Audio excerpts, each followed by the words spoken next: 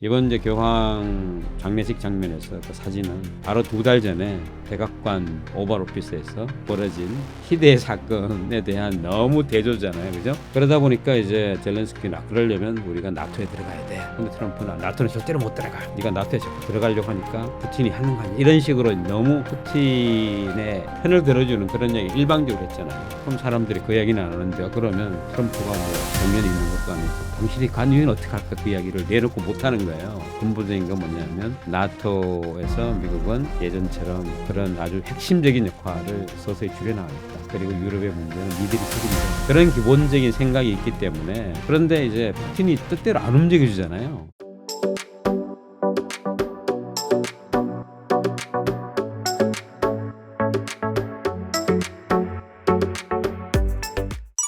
교황 장례식에서 트럼프 대통령이 마크롱 대통령의 착석을 거부하고 젤렌스키와 단독으로 대화한 장면이 대외 전략 변화의 신호로 해석되고 있습니다. 트럼프가 젤렌스키를 부각시킨 이 장면을 어떻게 보시나요? 트럼프의 이 기본 그 문제의식은 유럽은 유럽이 스스로 책임져야 된다는 그런 의식이 있는 것 같습니다. 그러니까 트럼프가 뭐 이런 이야기를 굉장히 자주 했던 것 같아요.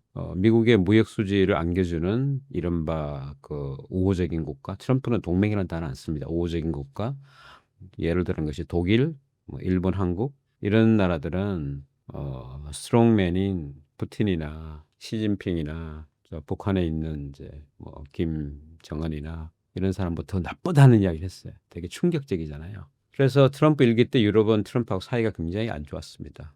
그러면서 그때는 이제 푸틴이 우크라이나를 침공하기 이전인데 그렇지만 이미 2014년에 크림반도를 침범을 해서 거의 실질적으로 병합을 시키는 그런 사건이 있었고 유럽은 그때 되게 좀 연약한 모습을 보였어요. 그래서 취약한 모습을 알고 이제 푸틴이 지금 2022년에 작전 개시를 했다고 많은 사람들이 얘기를 하는데 그 이후 과정에서 드러난 걸 보면 트럼프는 기본적으로 기업한 사람이기 때문에 흥정을 붙이고 싸움을 말리려고 하는 사람.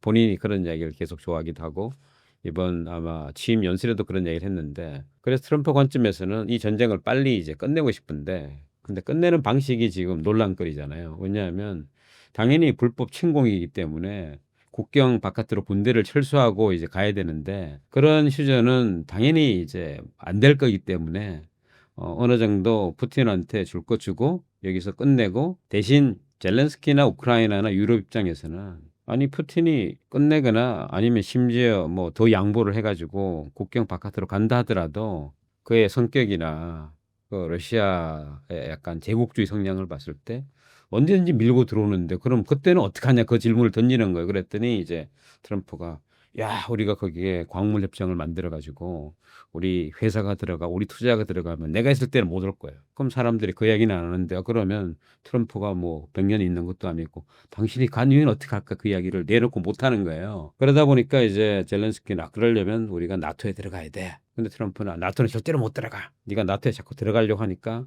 푸틴이 하는 거 아니야. 이런 식으로 너무 푸틴의 편을 들어주는 그런 얘기 일방적으로 했잖아요. 이번 이제 교황 장례식 장면에서 그 사진은 바로 2달 전에 백악관 오발 오피스에서 벌어진 희대의 사건에 대한 너무 대조잖아요. 그죠?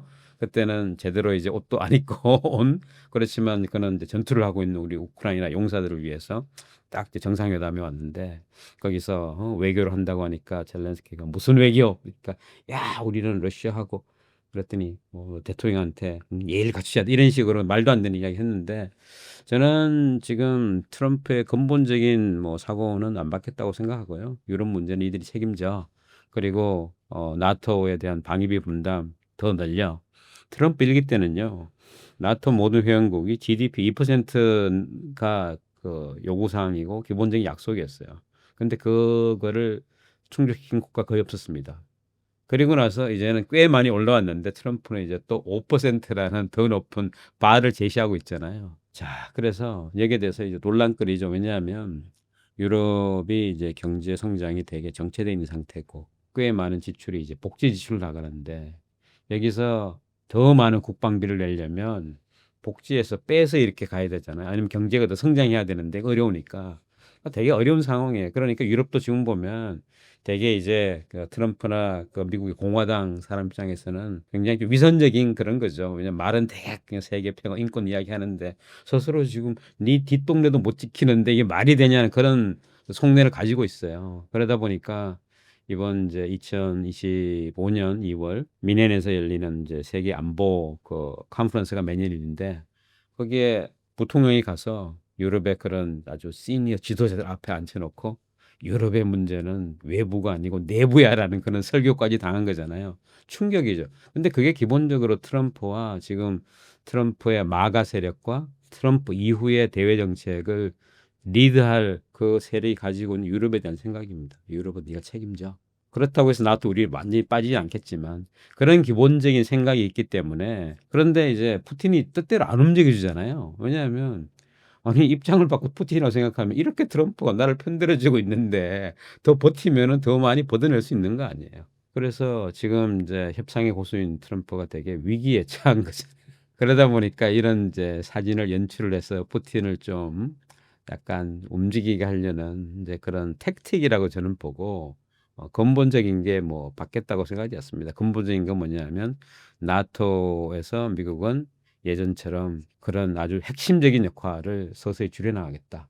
그리고 유럽의 문제는 니들이 책임져. 그러면 이제 미국은 그럼 그다음 어떻게 할 거냐? 그럼 미국은 전부 다 집으로 오느냐? 그건 아니고 이제는 그 전력을 중국을 막는 데 쓰겠다는 게 미국의 공화 민주 양당의 게임 플랜입니다. 그런 큰 구도에서 보시면 우리가 이제 그 막 그 해변에 몰아치는 파도가 뭐 한때는 세게 왔다가 한때는 약하게 왔다가 이리저리 하잖아요. 근데 파도를 만드는 바람을 우리가 보면 그런 구조죠. 러시아는 우크라이나 전선을 넘어 나토 전역의 군사적 압박을 강화하고 있습니다. 핀란드 국경 인근 기지 확장도 추진하는 러시아의 확장 움직임을 어떻게 구조적으로 해석하시나요? 이게 아마 그 역사적으로 보면 러시아는 그 동토의 제국 그러니까 항상 그 남하 정책을 추진을 했고 남하하는 것은 그들이 필요하는 이제 전략적인 이 요충지를 파악하기 위해 그 확보하기 위해서 그리고 얼지 않는 항구 부동항을 하기 위해서 그러니까 항상 보면 그뭐 흑해 지역, 카스피해 지역 이런 것이 이슈가 됐고 핀란드의 그 북부 지역은 오랫동안 러시아의 아웃포스트잖아요. 이쪽으로 나오는. 그러니까 지금 냉전이 끝나고 냉전의 핵심은 미국과 소련의 이제 경쟁인데 소련이 이제 허무하게 그냥 그 내려앉으면서 그동안 뭐 그들이 비축한 핵무기 한 방 못 쏘고 이제 끝났잖아요. 우리 시대에 저는 축복이라고 생각을 하는 사람이에요. 그리고 그 한 축이든 이제 소련 안에 있는 그 우크라이나가 핵무기의 진원지인데 우크라이나는 핵을 포기를 하면서 사실은 입고를 당했다고 주장하는 사람도 있어요. 그래서 지금 다 신냉전의 모습을 갖추고 있고 그리고 푸틴의 우크라이나 침공 이후에 그동안 이 군사적으로 중립을 지키던 핀란드하고 스웨덴이 재빠르게 나토에 가입을 했잖아요. 그러니까 러시아 입장에서는 이게 지금 나토가 워낙에 계속 동진을 하고 있는데 동진을 하면은 나토군이 우리 러시아하고 이제 맞닥뜨리는 그런 상황 원치 않는다는 거죠. 그래서 지금 우크라이나 침공도 그렇게 해석하는 분이 많고 핀란드와 그쪽으로 가는 것은 뭐 이쪽 이제 나토에 가입을 했기 때문에 이제는 중립지대가 아니잖아요. 따라서 어떤 이제 뭐 기싸움, 네, 뭐 형세를 굳히려고 하는 그런 거. 경제적으로는 러시아 경제가 굉장히 좀 취약하고 그리고 이 헤비급은 아니지만 이런 전략적인 요충지나 어떤 그레이트 파워 게임에서는 미국, 중국과 더불어서 우리도 굉장히 중요한 플레이라는 그런 위치를 더 확보하려는 체스 게임의 전략 아닐까요? 푸틴이 왜 오랫동안 이제 정보를 다룬 사람이잖아요. 술수가 있는 사람 아니겠습니까? 서방 진영 내부에서 우크라이나 지원에 대한 피로감과 실질적 대응이 느리다는 평가가 나옵니다. 서방 내부의 균열 조짐이 앞으로 얼마나 심화될 가능성이 있을까요? 그 질문이 굉장히 중요한 것 같습니다. 20세기가 끝나고 21세기 시작이 될 때, 일단 이제 89년, 90년 들어서면서 베를린 장벽이 무너지고 동독과 서독이 이제 정치적으로 다시 하나 연결되고 그리고 구공산권, 유럽에 있는 공산권들이 시장 경제화, 자본주의화 되면서 역사의 큰 축이 이제 자본주의 시장 경제로 이제 갔고 그걸 가지고 뭐 프란치스 후쿠야마 같은 사람들은 역사가 끝났다. 이제는 역사가 끝났다. 그냥 민주주의의 승리고 나머지 국가들은 어떻게 민주주의로 언제 올 거냐는 그 시간 싸움이다 했는데 다시 이제 역사가 귀환한 거잖아요.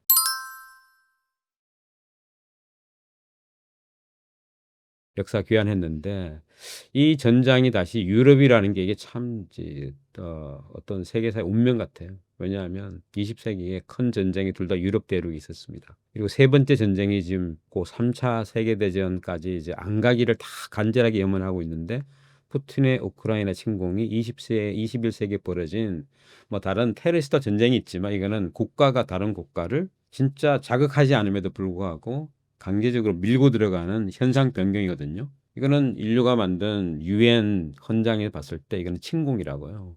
근데 안보리 국가들 가운데 러시아와 중국은 침공이라고 주장하지 않잖아요. 그죠?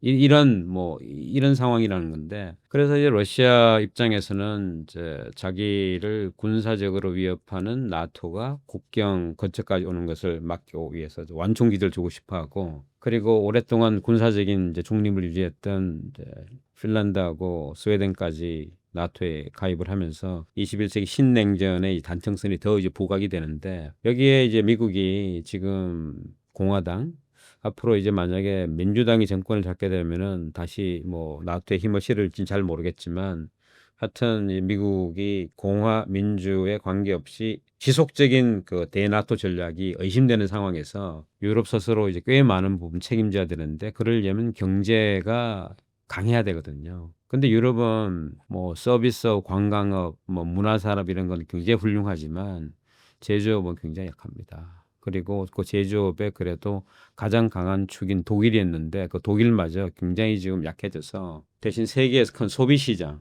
그러니까 이 제조업을 계속 살리기 위해서는 두 가지가 필요했는데 첫 번째는 큰 시장이 필요하니까 시장을 누구로 규정했냐 하면은 미국과 중국을 시장으로 생각했어요. 근데 미국은 소비 시장이고 중국은 자기들의 공급망의 굉장히 핵심적인 축을 구성하는 그런 국가. 근데 이런 이제 시장을 돌리려면은 생산 과정에서 원료, 에너지 이거는 러시아한테 믿는다. 이런 축으로 이제 러시아와 중국과 미국을 연결하는 이제 유럽 정책이 나왔죠. 21세기 초반을 관통한 건데 이 결정적으로 2016년에 트럼프가 이제 본격적으로 중국과 전쟁을 하고 또 러시아도 푸틴이 더 큰 이제 그레이트 게임을 하면서 독일이 생각했던 러시아의 가스를 유럽을 통하지 않고 곧장 이렇게 북해로 빼서 하는 노드스트림 이것이 이제 침공 이후에 굉장히 전략적인 실수였다는 것이 판명이 나면서 지금 유럽의 정치 지도자들은 되게 혼란스러워해요. 혼란스러워 하는데 근데 미국이 그걸 도와주지 않는 거죠. 봐라, 너 스스로 자초한 거야. 내가 하지 말라 그랬는데 왜 그냥 누구를 믿고 왜 그 파이프라인 그렇게 깔아서 그냥 사실 계산은 미국 거 사라는 계산인데 그걸 그렇게 이야기한 거거든요. 그래서 지금 유럽이 되게 지금 어려운 그런 상태. 우리가 유럽 여행 가면은 되게 뭐 옛날 멋진 건물과 역사와 대자연만 보이지만 그 안에 있는 이제 그 현실은 되게 이제 우울해서 유럽 스스로도 우리 이렇게는 안 된다. 혁신을 해야 된다. 자강을 해야 된다. 뭐 한국을 좀 배우자. 뭐 이런 이야기도 나온 시절이 있었습니다. 그렇다고 해서 이제 그러면 트럼프가 유럽을 계속 이제 막 몰아붙이니까 그럼 유럽은 중국으로 돌아서느냐? 그렇진 않습니다. 왜냐하면 유럽이라고 할 때 유럽을 정의하는 게 뭡니까? 유럽을 정의하는 게 서구 기독교 정신, 인본주의, 자유민주주의거든요. 근데 중국하고 러시아는 자유민주주의 반대편에 있기 때문에 이들하고는 어느 정도 뭐 필요한 이익을 공유는 할 수 있겠지만 끝까지 갈 수 없는 거예요. 그래서 규정을 합니다. 우리 정치적으로는 우리는 경쟁 상대다. 대신 유럽이 가장 잘하는 서스테이너빌리티, 기후변화 이런 문제는 니들이 동참해서 같이 풀어줄 수 있는 파트너다. 왜냐하면 그들이 기후변화에 엄청나게 또 이 문제를 야기하는 그런 국가잖아요. 같이 문제를 풀어야 되니까. 대신 경제 문제는 중국은 이렇게 정했어요. 우리 협상할 수 있는 상대다. 왜냐? 중국하고 공급망을 만들긴 했지만 중국에 여러 가지 정책 이슈가 있기 때문에 이걸 협상을 통해서 해결할 수 있는 무역 협상 파트너 이렇게 이제 세련되게 규정을 하고 있는 거죠. 그러니까 그 구조는 이제 안 변한다고 저는 생각이 되고 그런 관점에서 트럼프가 자꾸 이렇게 원심력으로 이제 밀어내려고 하는 것은 그러면 이쪽에 이제 그 구심력이 베이징으로 가야 되는데 그렇게는 안 되고 굉장히 지금 고립되는 상태라서 사실은 이제 보면은 중국 입장에서 보면 중국은 혼자 미국을 완전히 제압할 수는 없기 때문에 뭔가 아시아 지역에서 교두보를 확장해서 아시아에서 영향권을 계속 확대를 하다가 미국이 힘이 서서히 빠졌을 때 천하를 3분지게 하는 세 개로 나누는 제갈공명 같은 그런 이제 게임 플랜이 처음부터 있었던 것 같은데 거기서 핵심이 유럽이거든요.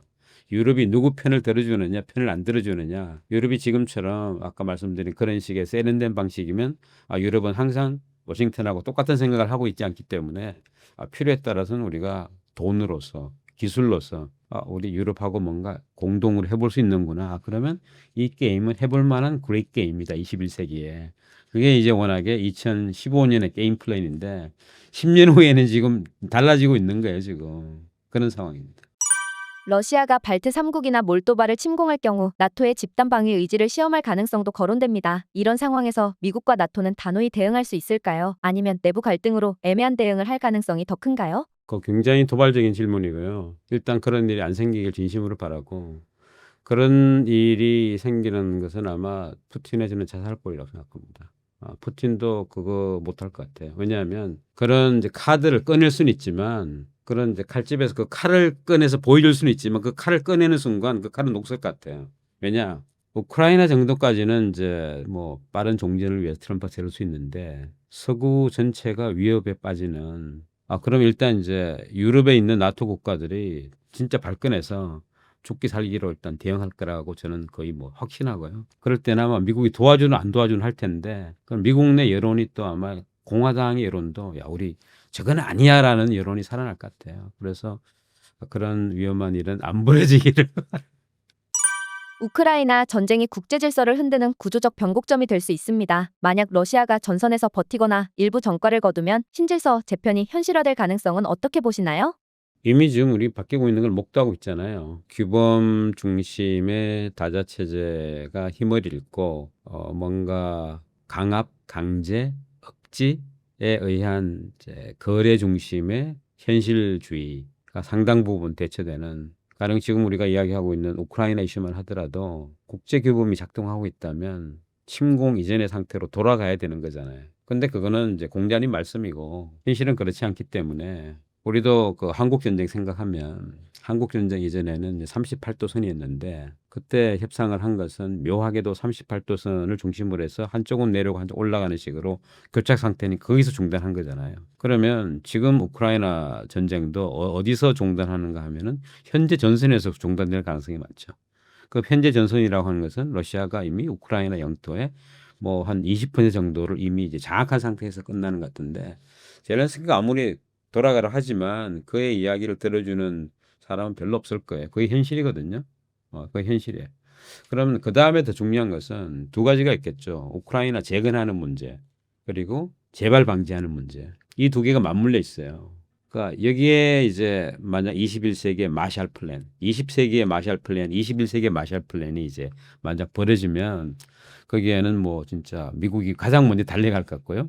미국이 달려가는 광물 캐로 달려갈 것 같고 아마 우리는 거기에 투자 기회가 있을 것 같고 진짜 필요한 것은 이제 한국이 할 수 있으니까 또 우리는 러시아도 사실은 도와줄 것 같고 윈윈한 그런 건데 제가 말씀드리고 싶은 것은 규범 중심의 다자 체제 유엔으로 대표되는 뭐 이런 것들은 이미 이제 20세기 후반 21세기 테러리스트 전쟁 그리고 미국의 이란 뭐 침공 유엔 침공이 아닌 뭐 이렇게 하면서부터 이제 딱 흔들리기 시작했고 그리고 그것을 뭐 가장 힘센 나라가 아니라 비슷하게 힘센 나라들이 하기 시작할 때 흔들리기 시작했고 지금 이제 우리가 이야기하고 있는 중국의 서해 불법 구조물 이게 남중국에서 벌어지고 있는 것을 이제 다시 재판하면서 아마 되게 미온적인 대응으로 가게 되면 뭐 10년 후에는 서해가 실질적으로 꽤 많은 부분 중국이 우리 내해라고 주장할 수도 있는 그런 상태니까 이게 규범 중심이 아니잖아요. 규범 중심 같으면 중간선을 그어서 거기서부터 여기까지 평화롭게 뭐 영유하는 그런 건데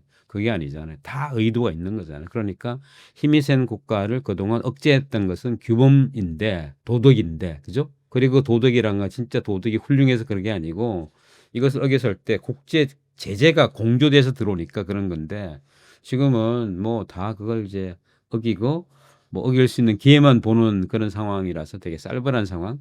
그러니까 가장 곤란한 것은 중간에 끼인 국가, 힘이 없는 국가, 아니면 힘은 있는데 압도할 만큼 혼자는 힘이 없어서 다른 나라하고 뭔가 연합해서 뭘 해야 되는 그런 국가, 그런 국가들의 이제 외교력, 그리고 그 국가의 어떤 경제 혁신, 정치력, 그다음에 국민들의 여론 이런 게 너무 중요하죠. 그렇지만 분쟁을 싫어하는 게 사람의 성정이고 그 분쟁 상태에 끌려들고 싶어하는 게 사람 성정이니까 뭐 이제 문제를 자꾸 피하려고만 해서는 해법이 아닌 그런 시대가 우리가 살아가는 시대가 아닌가. 그리고 대단한 상상력과 대단한 뭔가 이 도발적인 그런 전략을 만들어내야 되는 비범한 그런 상황이다. 이렇게 생각이 드는 거죠.